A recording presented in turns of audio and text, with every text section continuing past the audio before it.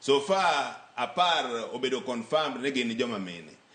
Koro wanyalo, it is likely beneti ng'amane timo gini ne the target victim mane gineno ne ng'ama vulnerable gin joma mine. To wang'iyo ni onego beneti joma vulnerable kaka mine kata nyithindo. Ere chenro mwaketo kata policy manitie mag sirikal mar ng'iyo ratiro mar joma mine nikech mopogore kata gi weche mar nek madhi mbele ni nitie weche mag gender based violence ma joma specifically mabedo targeted gin joma mine.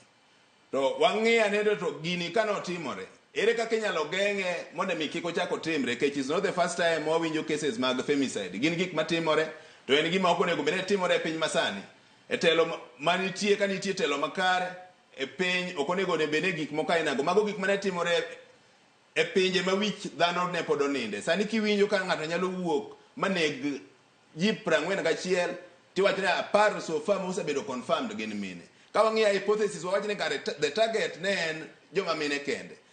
Ta ang'o momiyo polise gi noninde e itgi for long. Ok en gima onego bene timore mwarito ne ka mine osetho kata nyimine osetho koka police investigate. Onego bene to wang'iyo ka gima kamae kane timore ne giseng'ene to cases aina gi nitie, how do we prevent them from happening? Ok warit ni mondo gineg minewa, neg nyithindewa, neg nyiminewa, koka wang'iyo ni to ng'ama onego ginang'o. It's already late, ngima dhano owiti. Ok wanyal chiro jogo. Koro en gima late kabisa kendo gima onego bene kik timre piny masani.